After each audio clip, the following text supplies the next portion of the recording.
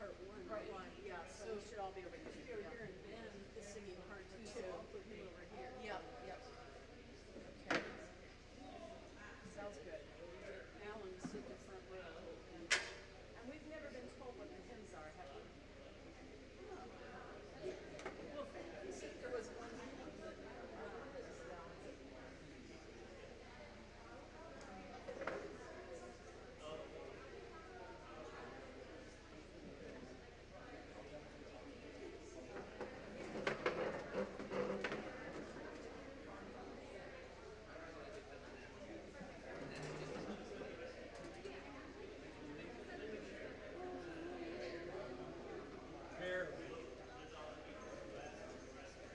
Good morning. I'm just giving you a heads up. Okay, Ben, I'm putting you over here today. Aubrey. So when we start the screen here with master audio, we turn on this here fire. So just so that like this private conversation, it's screaming out. Okay. Until we get that music thing, and then we'll use that, and we won't need to do this. So part one, part two. Turn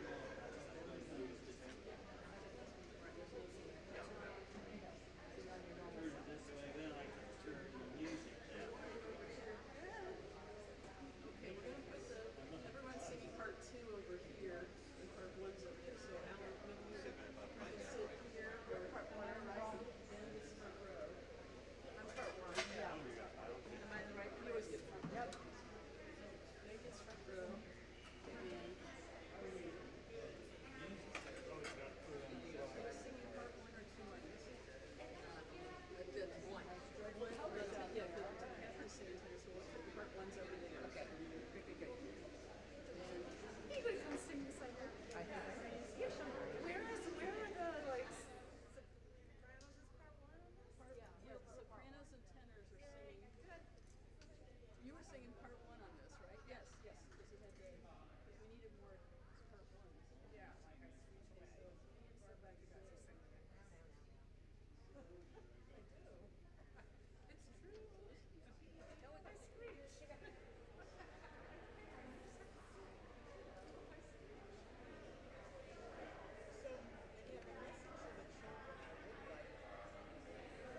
keep saying it, although I don't think they ever hear it. They get excited.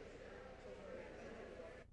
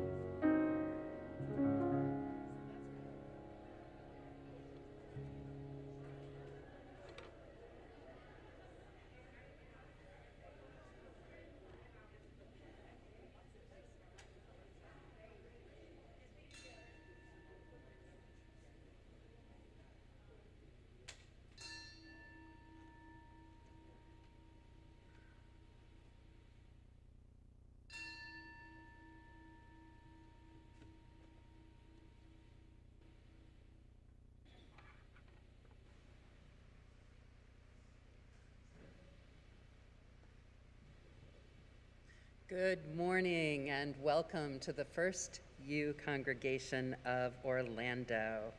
And I am Linnea Nelson. I'm the chair of the worship team, and I'm very happy to be here with you today.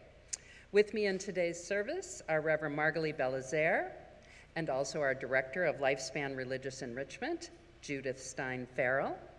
Our music team, including music director Aubrey Connelly-Candelario, and accompanist Tamara Musni. Also youth, Leo and Bram, who will light the chalice, and Joan Nelson, who will have a couple of moments with us today.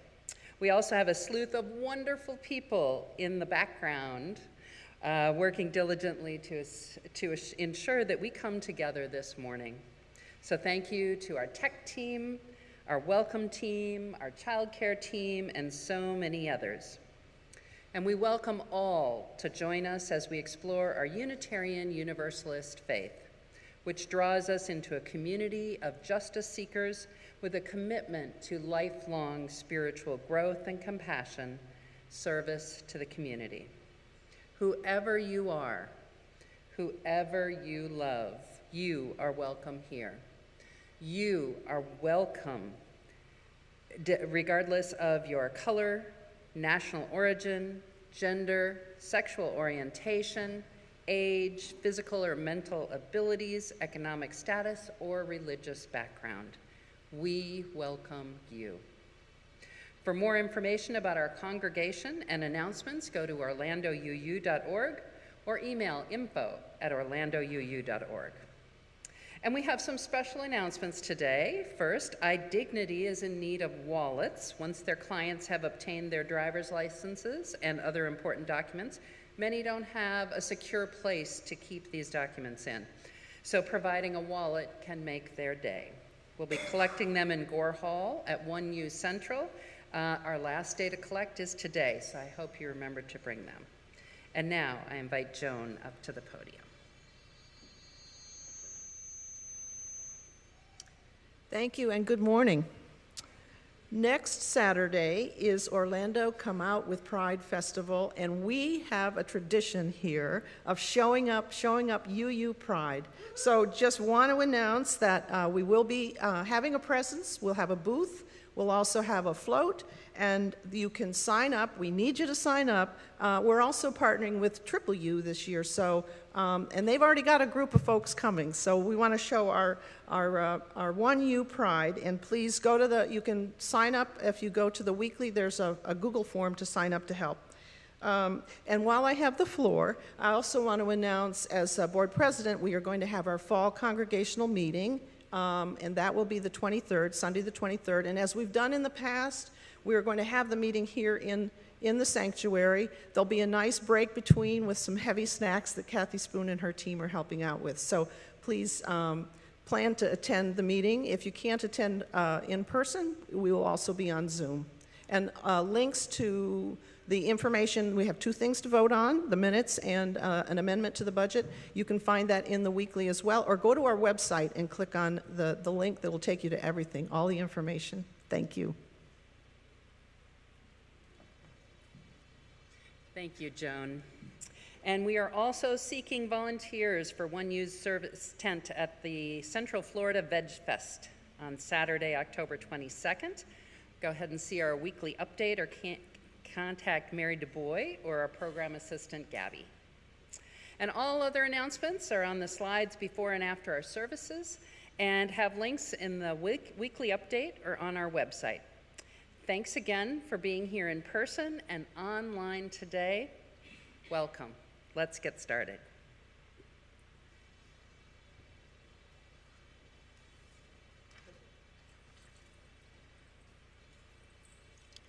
Please say the words with me as we light the chalice. In the light of truth and in the warmth of love, we gather to seek, to sustain, and to share.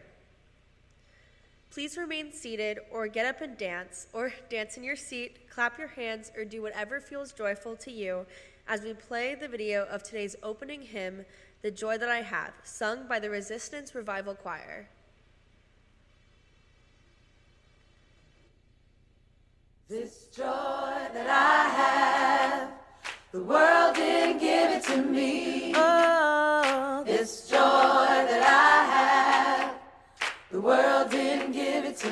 Don't you know that this joy that I have, the world didn't give it to me. Oh, I said the world didn't give it, the world can't take it away. Oh, this strength that I have, this strength that I have, this strength that I have. Oh, yeah, now. The world didn't give it to me. The world didn't give it to me. This strength that I have. Oh, yeah, the world didn't give it to me. The world didn't give it to me. This strength that I have. Oh, yeah, the world didn't give it to me. Oh, I said the world didn't give it, the world can't take it away. Oh, this love that I have, this love that I have. Oh, yeah, now. The world didn't give it to me. The world didn't give it to me. This love that I have. Oh, yeah, the world didn't give it to me. Don't you know that this love that I have, yeah, the world didn't give it to me. Singing, the world didn't give it, the world can't take it away. Oh, this pride that I have, this pride that I have, this pride that I have. Oh, yeah, now. The world didn't give it to me. The world didn't give it to me. This pride that I have. I said the world didn't give it to me. Don't you know that this pride that I have, yeah, the world didn't give it to me.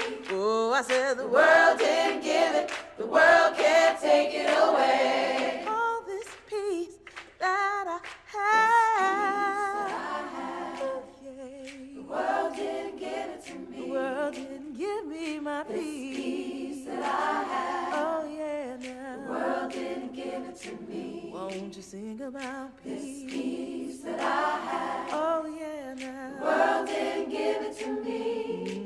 I said the world didn't give it, the world can't take it away. All this joy that I have, this joy that I have, this joy that I have. Oh, yeah, now, the world didn't give it to me. The world didn't give it to me. This joy that I have. I said the world didn't give it to me. Don't you know that this joy that I have, the world didn't give it to me. Oh, I said the world didn't give it, the world can't take it away. The world didn't give it and the world can't take it away. The world didn't give it, the world can't take it away. The world didn't give it and the world can't take it away. The world didn't give it, the world can't take it away. The world didn't give it and the world can't take it away. The world didn't give it, the world can't take it away.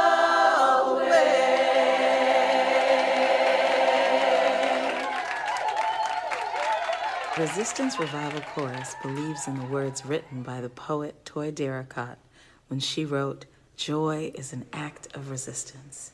We believe in the words of Mr. Harry Belafonte, who said, "When the movement is strong, the music is strong."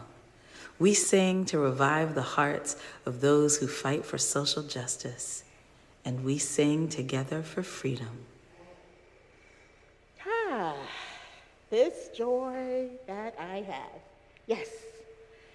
The poet, George. I'm ready. I'm getting, still feedback. I think I'm using 2 mics, which might be why. No? Okay. Let's try it. Hope it's not too disturbing for you. Joy is an act of resistance. So said poet Toi Dericotte. And as we look at the suffering that the world can dish out, I tend to agree. Today we kick off this year's sermon series, Cultivating Joy. You've probably heard my invitation several times already this church year to include an element of rest and play in all that we do, to seek out delight, to anchor ourselves to joy so that we can show up fully for social justice in the community. So, on the second Sunday of each month, we will explore an aspect of joy, what joy is, what it isn't, and how to better cultivate it in our lives. Let us remember that we need joy so that we are sustained in the difficult work of bringing out the beloved community with peace, justice, and liberty for all. And I now call us to worship with the words of Reverend Joe Cherry, "Joy is hard." Joy is hard. Joy requires us to feel safe enough, to be safe enough to open to vulnerability. To feel joy, you must be brave. Joy walks into a room after the space has been cleared of shame, cleared of doubt, cleared of self-recrimination. Joy is hard. Joy is hard. And joy is worth the hard work of preparation, preparing oneself and setting down all the defenses, all the shoulds and could haves, all the should not haves and might haves. Joy is worth the work. You are worth the work. You can start small, the simple pleasure of your favorite tea, the grand freedom of a full belly laugh. Invite joy to be your companion. And let's joyfully greet one another this morning. So let's take a moment to do that.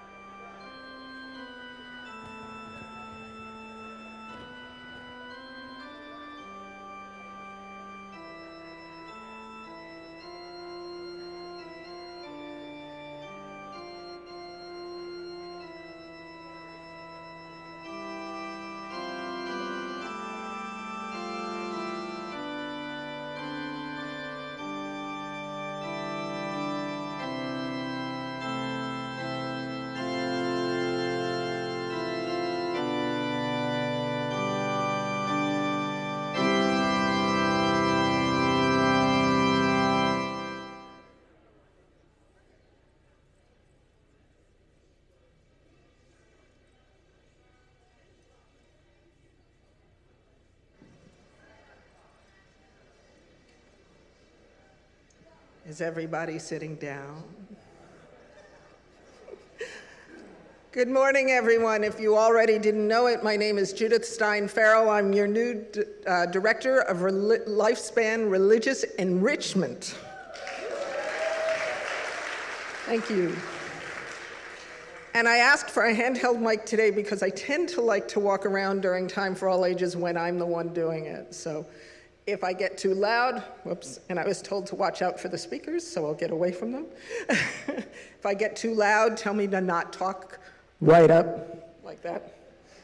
Okay. Before I do the Time for All Ages today, I'm just curious. I came here yesterday for the event we had with, what's the group called? Excuse me, New Image Youth Center. It was a wonderful event that our teams put on, and with delicious food and wonderful entertainment and a great DJ. And I wonder who participated that's here. Yeah, it was beautiful. And talk about joyful, Reverend Margalie. I said to someone earlier today, I got home and I was still bouncing off the walls from all the happiness that happened here. So thank you. So this morning, I'm going to tell you a story about a people. And because I believe this is a time for all ages, I don't necessarily call the kids up. If anyone wants to come closer, that's fine, but it's for everybody, hopefully so that the children and the grown-ups get something out of it. Am I still too loud? Okay. So, get something out of it. So the people, I'm going to tell you this story about people who had to escape a bad situation, a place where they lived that they couldn't live anymore for some reason, right? That they were scared of being in, and they had to get out of, with basically the clothes on their back, and get away from, and they did. They did so successfully, right? So kids, are you hearing me about these people that ran away from a bad situation in their homes, in their homelands, in their homes, right? Do we know any people like that? Have we heard about people like this in our lives? Yeah. And they had to get away, and then they had to wait in this, and here's a big word, liminal time, right? In this time where they didn't know where they were going to end up, but they successfully got away, and they were excited about that. And then they had to wait. Do we know of people like that? Immigrants. Current day immigrants. Who else? Asylum seekers. Anybody else? Say it again. The Uyghurs up in China? Yep. Flood victims. So we've had this happen just currently right here. People had to get out of their homes and find safety. And now people are waiting in a liminal space to figure things out, to clean up their homes, to find a new home, to find where they're going to belong.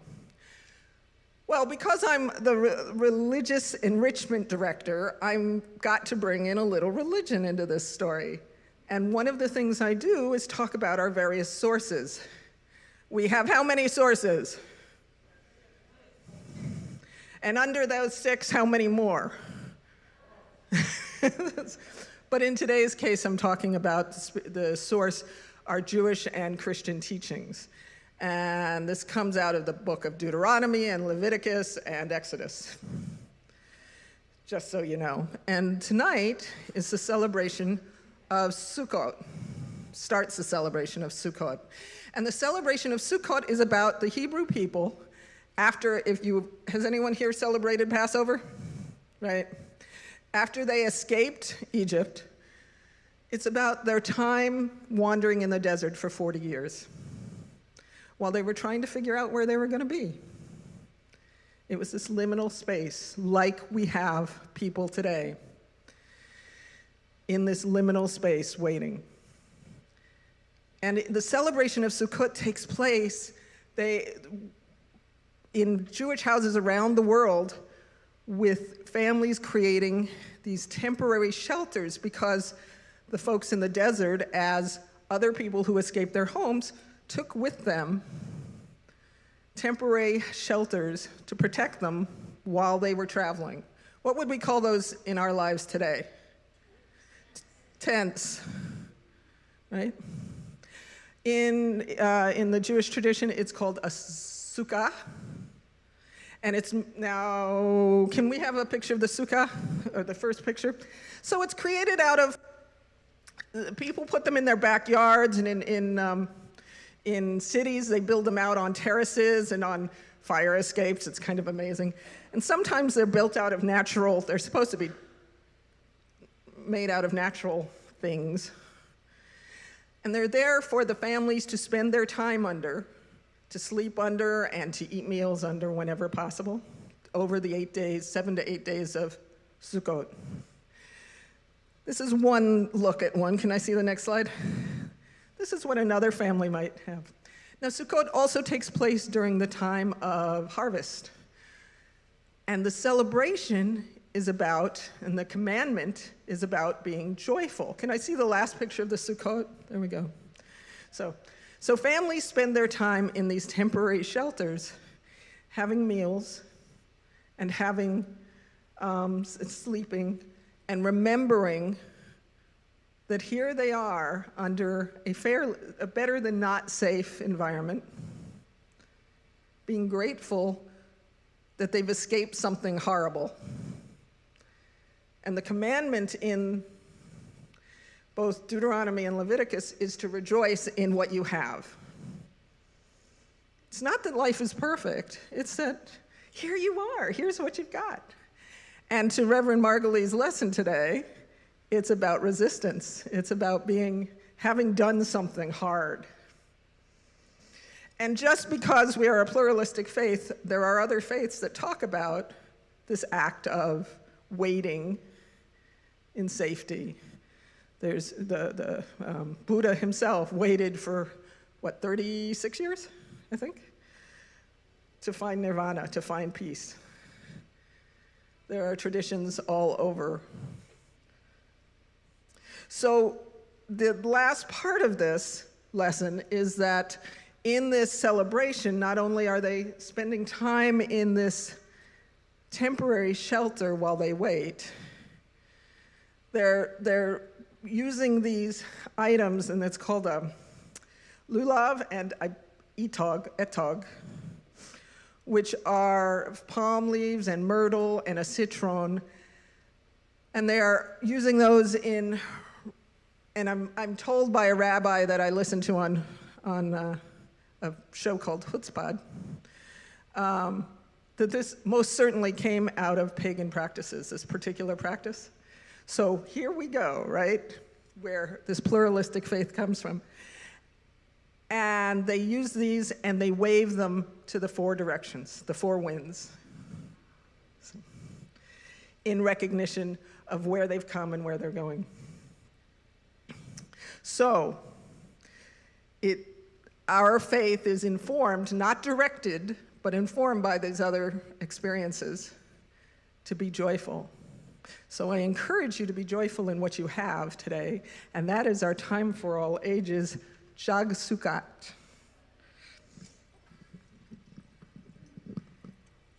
Thank you, Judith. So now we are going to invite all of the children to come forward so that they can go through the bridge, through this aisle. So if you're standing on this side, if you would stand up, hold your hands together to make a bridge, and if the kids would come up and around, you can go through. And any adults who are going to RE today. We are all going to sing This Little Light of Mine, and it's hymn number 118. The reason that we make this bridge is to remind all of you children and youth of the love and protection that we offer you here in this 1U community.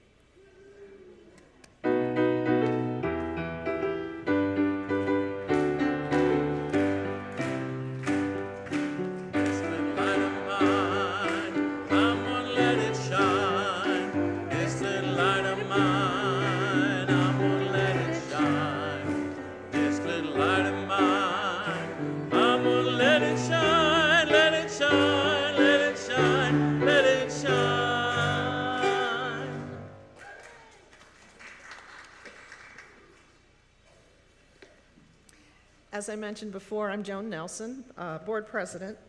We invite you now into the practice of generosity. It is one of our spiritual values which sustains the life and ministries of our church community. Let us be grateful for the opportunity to give, for it is a privilege to be able to do so. And let us be grateful for our needs, for they give us the opportunity to practice receiving. Note, you can also give online. If you are a guest visiting for the first time, there is no expectation that you are to give, but we're just simply glad that you're here to be with us this morning. You'll note from the slides there are opportunities for giving in many ways, and also that we were supporting this month in our Share the Plate partner, Zebra Coalition. You'll find a link to their organization in our weekly newsletter. Zebra is a coalition, is a network of organizations which provide services to lesbian, gay, bisexual, transgender, and all youth, LGBTQ+, ages 13 to 24.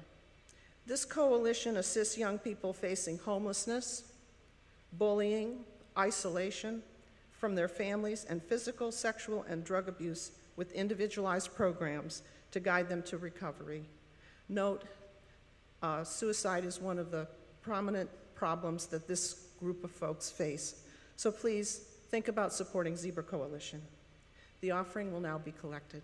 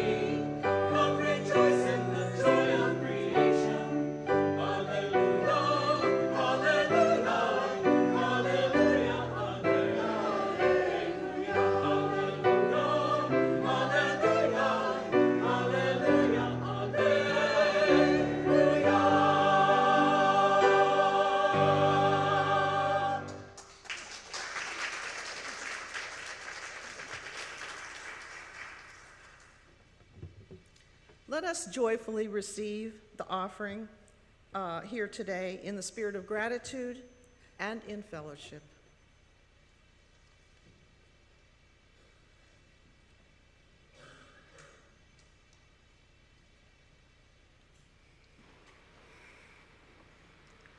It is now the time set aside for some deep sharing of our hearts and for meditation and prayer. If you have a sorrow that you need witnessed or helped with, or have a joy that simply must be shared, please contribute to our collective sharing of joys and sorrows to be read each Sunday during worship. You can send an email to joysandconcerns@orlandouu.org during the week. Additionally, if you attend in person, you can fill out a card outside at the registration table and hand it to an usher who will make sure it gets to us up here. Bring your joys, bring your sorrows as we come together. Come as you are.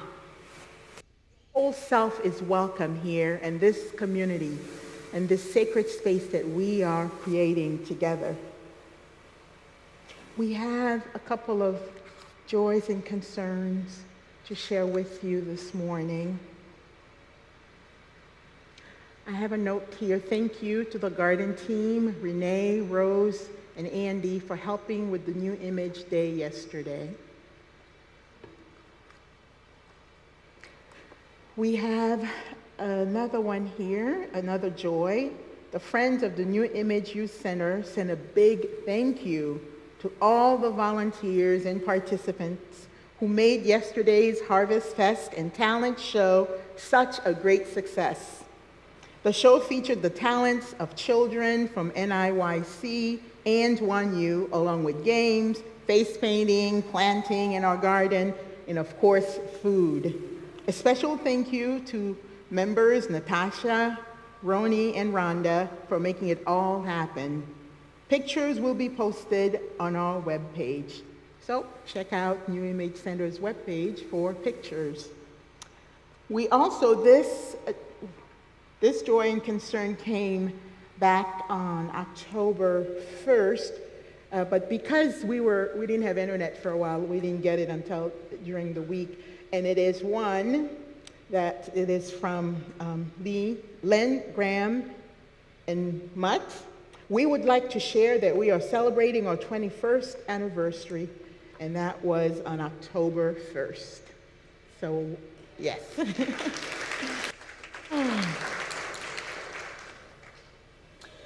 So, prayers to our neighbors near and far in Orlando, and the people of Puerto Rico, and many others who are still recovering from aftermath of storms.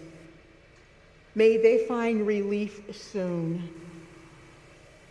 We also know that there are still, and we're in 2022, wars rage all over the world still. Other floods that we may or may not be aware of, and other devastations continue to impact lives all over the world. And we also want to send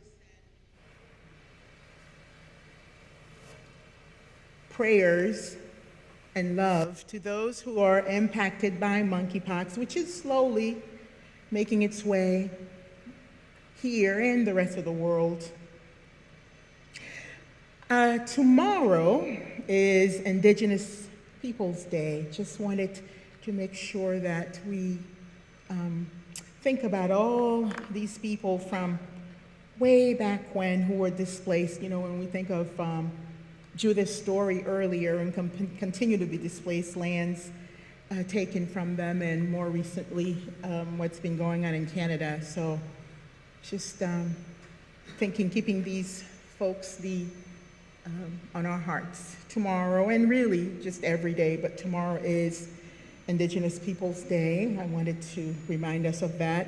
And October 11th is National Coming Out Day, so also wanted to lift that up. So if anybody in your life come out to you to show love and compassion.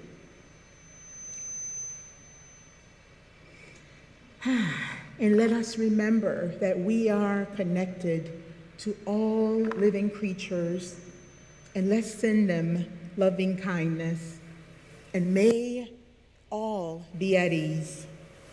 And for all the joys and sorrows of this community, those shared and those held close to the heart, let us pray, let us celebrate, and let's send each other healing energy.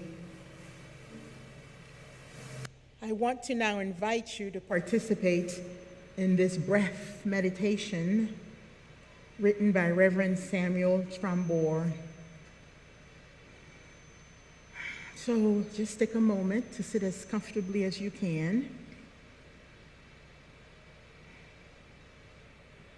Let us turn inward.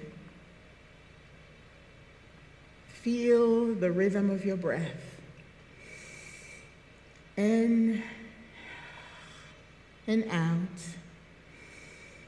in and out. Feel the peace of just being with the flow of your breath. Letting go of yesterday and tomorrow. Feel the restorative power of peace of this moment right now. A peace large enough to open to the concerns and sorrows that trouble us. A stillness quiet enough to respond to the joys and celebrations that enliven us. There is safety here and the rhythm of the breath. The ebb and flow of life is enacted with each one, taking in oxygen sustenance, letting go of carbon dioxide waste, taking in the fullness of experience, letting go of the residue that wants to cling to us. Cultivate inner peace and inner safety while you are here in this sanctuary, and carry that with you. Dedicate it to the cultivating of the spirit of life. Dedicate it to being a beacon of love for all being.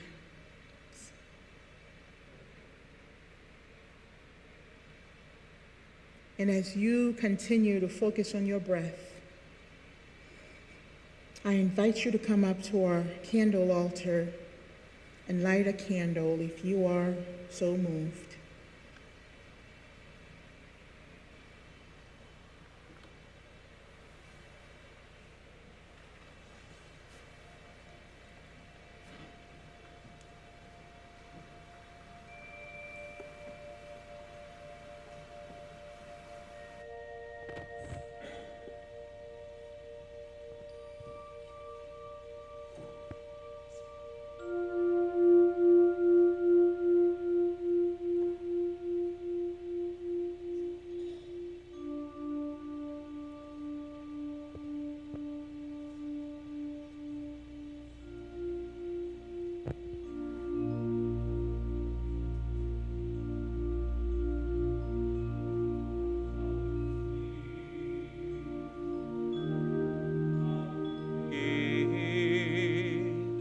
Comfort me, O my soul. Comfort me, comfort me, comfort me, O my soul. Sing with me, sing with me, sing with me, O my soul. Sing with me, sing with me, sing with me, O my soul. Speak with me, speak for me, speak me, O my soul. Speak with me,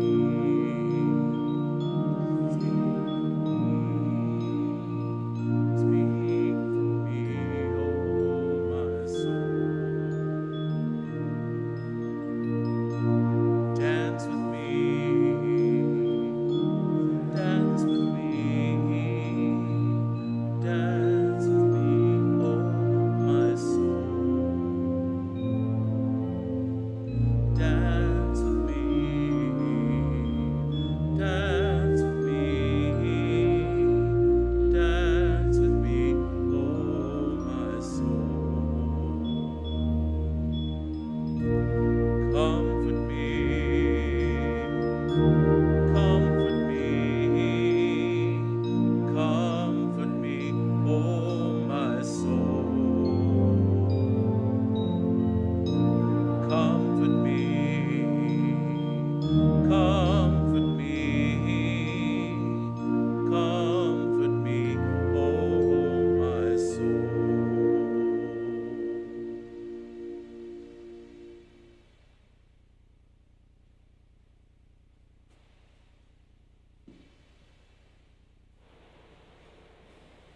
The fourth sign of the zodiac, part 3. Mary Oliver. I know you never intended to be in this world, but you're in it all the same. So why not get started immediately? I mean, belonging to it. There is so much to admire, to weep over, and to write music or poems about. Bless the feet that take you to and fro. Bless the eyes and the listening ears. Bless the tongue, the marvel of taste. Bless touching. You could live 100 years. It's happened, or not.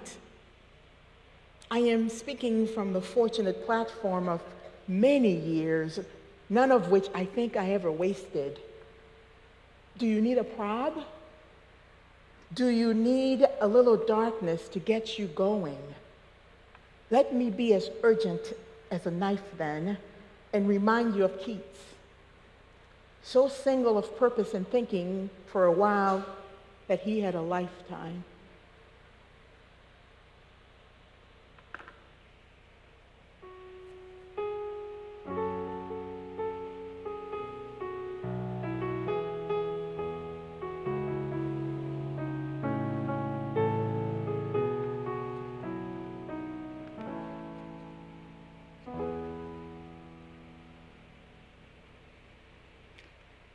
You never intended to be in this world, but you are in it all the same. The first time I read this, I thought Mary Oliver meant that being alive was not something we got to decide, plan, or bring to fruition. Our birth, of course, is outside of our control, and that may very well be what she meant. But then, as I read it more and more, I thought of another meaning, one about this world, that you never intended to be in this world, the particular world that we are living in, right? A world where we are witnessing all these devastations, all this suffering. So either way, though, whether it's that we had no control over being here, or that we are living in a world that we could not have imagined, we are in it just the same, she says, so why not get started immediately? I mean, belonging to it, she continued. But I think the fact that she starts the poem almost apologizing, right? You never intended to be here. You know, it's like she's saying, I'm so sorry you have to be here, but you're here anyway, so why not make the best of it? Right, I think the fact that she starts it that way indicates to me that she's taking into account that the world can be a challenging place. And it has so much to admire, to weep over, to write music and poems about. Now, let's add to this already challenging world the fact that our brains have built-in negative bias. This is according to research by several people, Baumeister, Rosen, Reisman. It is reasoned that our ancestors' survival depended on this, right? So a positive experience out hunting and gathering is not worth a negative, is nowhere near equal to a negative experience, which could mean the difference between life and death for them. But even though we're living differently from our ancestors, we continue to have this bias. And studies note that the brain generally reacts more negatively to negative stimulus that are of equal intensity to positive ones. We typically learn faster from pain than from pleasure, and that painful experiences are usually more memorable than pleasurable ones. And lasting and healthy and loving relationships need a ratio of 5-to-1 of positive to negative experience, which is why you remember the things that your partner do that you don't like the most, right? And then if you're like most people, you can have a day with an overwhelming number of positive things, and then the one negative one is the one at the end of the day that's just gnawing at you. Rick Hansen notes that the brain is like Velcro when it comes to negative experiences and Teflon for positive ones. Right, that just isn't fair. So this tends to color our implicit memory. That is, our underlying feelings about things, or expectations in life, our beliefs, inclinations, and even our mood. Not for the positive, of course, for the negative. So if you can imagine that for most of us, the different happenings of our lives are either positive or neutral, yet our implicit memory tells us otherwise, because we can access the negative experiences much, much more easier than we can the positive. So not only does this block us from getting in touch with all the positive things that happen to us, or the neutral things, it can render us distressed, ill-tempered, and despondent, right? So if you're thinking, oh gosh, all these things are happening to me, of course you're going to feel distressed and despondent. But is there a way to tilt our implicit memory towards the good in order to cultivate joy in our lives? Joy that can very much sustain us, especially in difficult times. Cultivates, Merriam-Webster tells us, is to try to acquire or develop a quality, sentiment, or skill. Joy, from the same source, is said to be the emotion evoked by well-being. The expression or exhibition of such emotion, a state of happiness, a source or cause for delight. We can say then joy, cultivating joy, is trying to acquire or develop emotions that come with well-being, acquiring long-lasting happiness, and feeling that.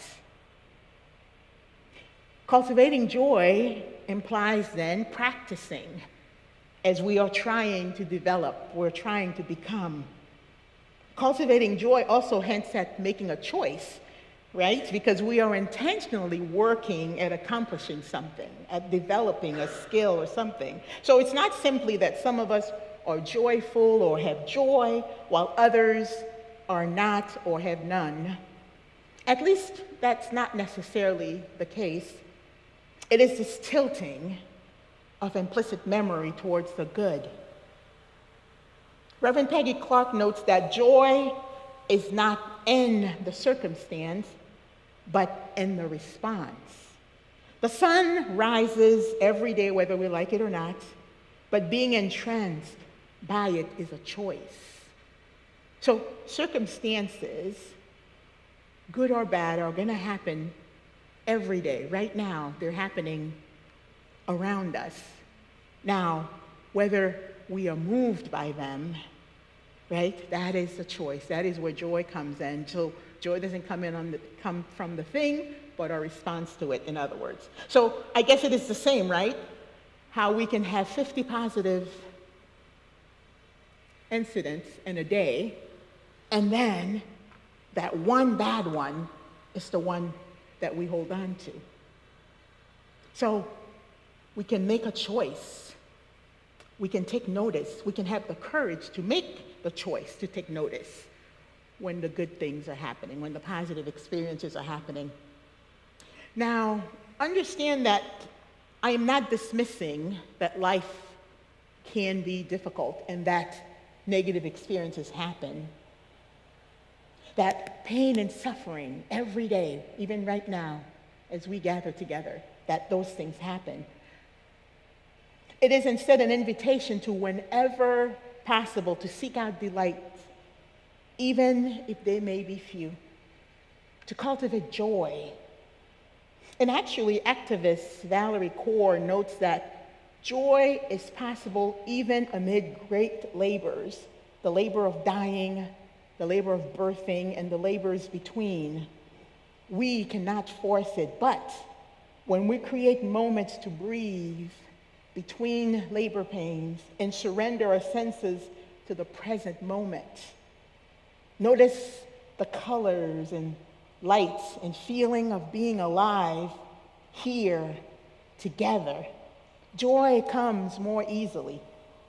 In the face of horrors visited upon our world daily, is the struggle to protect our loved ones. Choosing to let in joy is a revolutionary act. It gives us energy for the long labor. Even in the darkness, we can see things with new eyes if we can cultivate joy and see the good and beautiful that is worth fighting for. Otherwise, what are we fighting for? It also reminds us that you are part, you're not alone, you are part of a movement. You are part of this world. It's not just you against the world, it's you and all the others of us navigating this world with you. All that to say, joy is not all fun and games, although it can encompass both. It is something deeper. It requires something of us. We can't passively wait for joy. We have to engage it, massage it a little bit maybe, allow our senses to open to it in order to seek the beauty in the world among the muck, to hear nature, music, while simultaneously hearing the pain and suffering of the world, to speak truth and love, to dance or otherwise connect with our bodies and touch the lives of others, to smell the flowers, so to speak, without turning away from the stench, to be present and in the moment. Poet Toi Dericotte says, joy is an act of resistance. Valerie Kaur says it's an act of revolutionary love. And as people of faith, with a call to fight for social justice, these affirmations about joy are worthy of our attention. Both statements come from a position of strength and love instead of fear. Dericotte reminds us to maintain our stance and not let the evils of the world break us into submission, while Kaur reminds us to keep our humanity. They are also reminders to be true to our deepest self. So, as I see it, joy isn't just something to be desired, it is a necessary companion in life's journey. It is an act of defiance.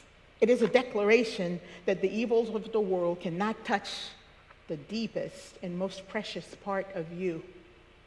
It is a protecting of that precious self from one's oppressor. Reverend Kimberly Quinn Johnson wrote in an article for UU World that during the brutality of chattel enslavement and the era of white-dominated sharecropping, Black people wrote and performed songs of resistance, reaching into the inner recesses of their suffering to uncover bounds of joy. They sing of gospel trains and sweet chariots coming to rescue them and of not having long to stay here. While some may have claimed that these songs of joy symbolize Blacks' passive acceptance of subservience, Frederick Douglass, the formerly enslaved abolitionist, claimed that every tone was a testimony against slavery and a prayer to God for deliverance from chains. While Black bodies were chained, Black psyches weren't. Cultivate joy, dear ones, as an act of resistance, as an act of revolutionary love, as an act of defiance in a senseless world which at times is cruelly unjust. Here are some possible ways to cultivate joy. First of all, understanding that we have a negative bias. Take time to examine the facts of our daily life and intentionally place the negative experiences in their proper place. And make it a point to affirm the positive experiences, the positive things that happen to you, the positive facts of your daily life. From our call to worship, Reverend Cherry encourages us to make room for joy by clearing out our space of shame, of doubt, of self-recrimination. This then requires practice. So make the work of cultivating joy a daily practice. Mary Oliver, from our reading, reminds us to bless the feet that take you to and fro. Bless the eyes and listening ears. Bless the tongue, the marvel of taste. Bless touching. So I invite you to engage in a gratitude practice. At the end of the day, before you give in to slumber, jot down a few things that you are grateful for from your day. Maybe start a gratitude journal or text it to a friend. I used to do that. I send emails, but at the end of my day, I would send 3 gratitudes to a friend who would send me 3 also from his day. And as time goes by, increase the number of gratitudes. Soon you'll find yourself looking for things that you are just grateful for throughout the day, and you'll be practicing gratitude all day long. Engage in a joy spotting practice. This, of course, sounds very similar to the gratitude practice, right? Because joy and gratitude go hand in hand. Spend time with your loved ones, especially those who make your heart glad. And I say that because, yes, we love a lot of people, but there are some that don't necessarily make us glad, make our hearts glad, right? So spend time with your loved one, but especially those who make your heart glad as a way to practice cultivating joy. Make it a point to engage in playful and joyful activities. You know, sometimes we get past a certain age, we think we are too old to play, but I remember your faces when we had the bubbles in here. Yeah. Take time to reflect, rest. And what are some other things that you do right now to cultivate joy? Feel free to call them out into the space, though you don't have to. But what are some things that you do right now to cultivate joy? Looking at my lake. Your lake? Mm-hmm.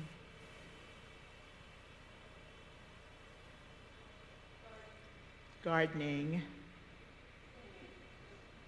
Singing from the choir.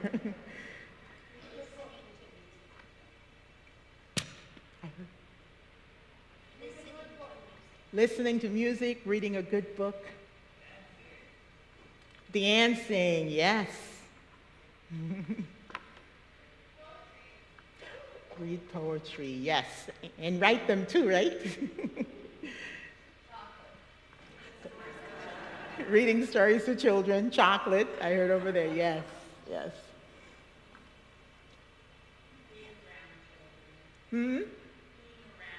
Being around children, especially their laughter, right? So all of those things, right, we're calling them out. Are you practicing them? Right, as you use, I know we love to read, so it's probably up there in gardening, right? A friend of mine, we were talking about what it meant to be you, and then she started calling out things, and she's like, well, I feel a little left out because I don't do this particular thing. So, but the bottom line here is, all of these things ask us to take the time for ourselves to figure out what are the things that bring us joy. And now, I want to take a moment and have you close your eyes as you are willing and able, and I want to walk us through a guided inquiry with regards to joy. This is based on the work of Valerie Kaur. Think about what brings you joy. Choose a thing that is simple and accessible that you can visualize clearly in your mind. It can be a person or an activity,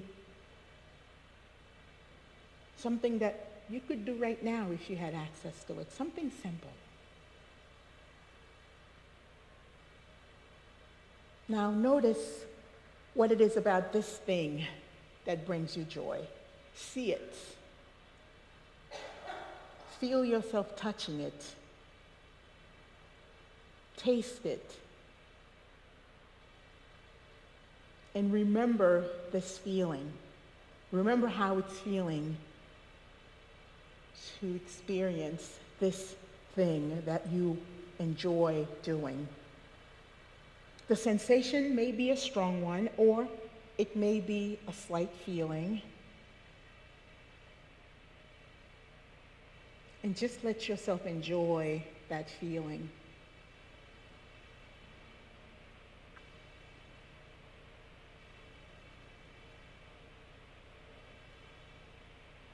Now, go back and forth thinking about this source of joy and see the response in your body when you are thinking about this source of joy of yours.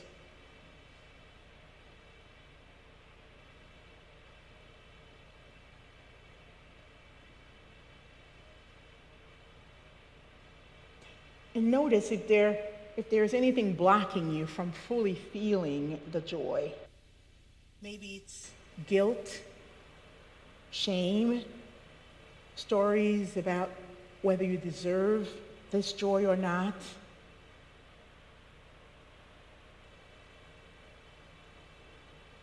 And if you are feeling those things, try to let them go and try to enjoy this thing.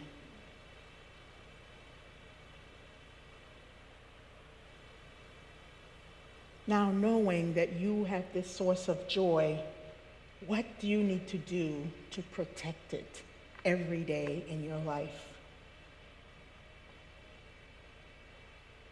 How do you make sure that you continue to cultivate joy in your life?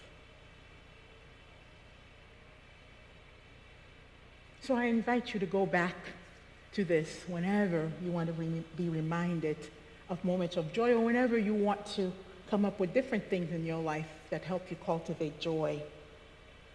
And I just want to end with this poem that is credited to Rumi. And it says, if you knew yourself for even one moment, if you could just glimpse your most beautiful face, maybe you wouldn't slumber so deeply in that house of clay. Why not move into your house of joy and shine into every crevice? For you are the secret treasure bearer and always have been. Didn't you know? Beloveds, may you have deep knowing of your worth, and may you let in the joy.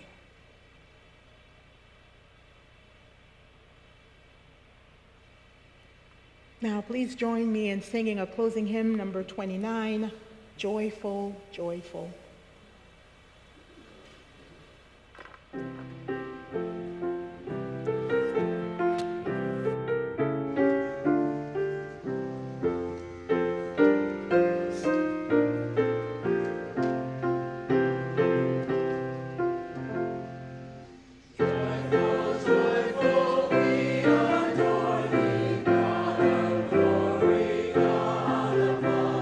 Hearts unfold like flowers.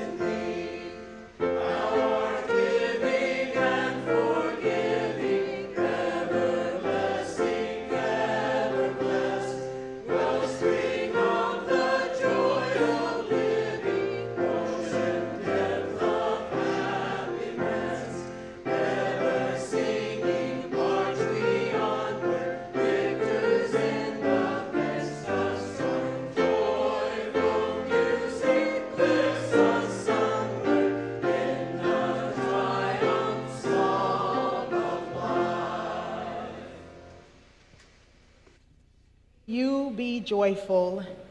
May your happiness increase. May you not be separated from great happiness. May your good fortune and the causes of your joy and happiness increase. Jack Hornfield. Beloveds, worship has ended.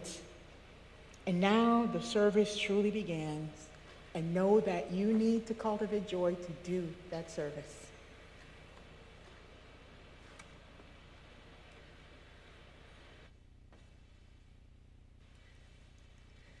Please say these words with me as we extinguish the chalice.